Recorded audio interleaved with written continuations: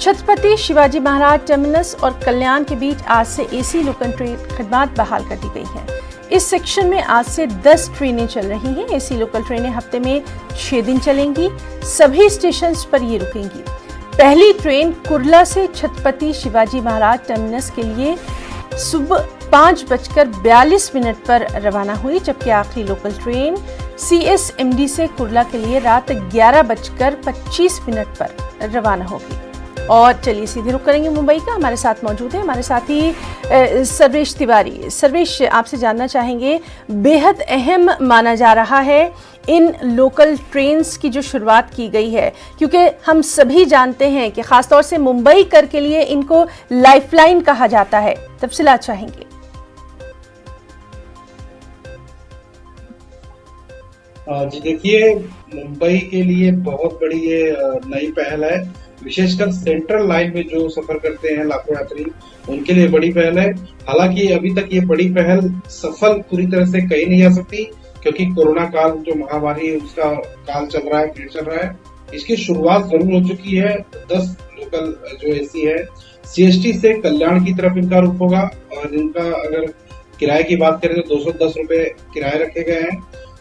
आज सुबह 5-5:15 बजे करीब पहली एसी लोकल जो है कुर्ला से रवानगी की गई, पहली शुरुआत की गई।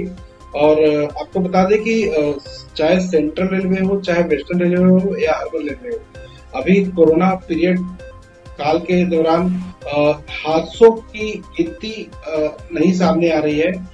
वरना जब लोकल रूबरू एकदम जारी रहते हैं, रफ्तार उनकी जारी रहती है लगातार, चाहे सेंट्रल में हो चाहे अर्बन में हो। तो बहज अगर सेंट्रल की हम बात करें तो वो सेंट्रल में प्रतिदिन हादसों से मरने वाली जो यात्रियों की संख्या होती है कम से कम 8 से 10 के करीब होती है। तो आप अंदाजा लगा सकती हैं कि जिस तरह से 10 नई लोकल एसी की शुरुआत की गई है, ये उन तमाम यात्रियों के लिए काफी राहत भरी खबर जरूर है।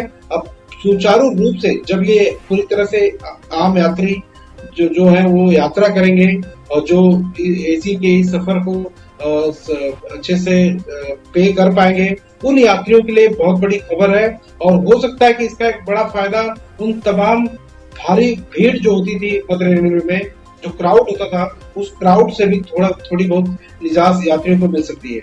तो तमाम जो मध्य रेलवे से सफर करने वाले यात्री हैं, जो लाखों यात्री, उनके लिए बहुत जी, तो बहरहाल राहत की खबर है। और कोविड-19 की गाइडलाइंस का भी पूरा ख्याल रखना जरूरी होगा। इस पर भी हमारी नजर बनी रहेगी। सर्वेश तिवारी, बहुत बहुत शुक्रिया आपका तमाम तर तफसीलात के लिए।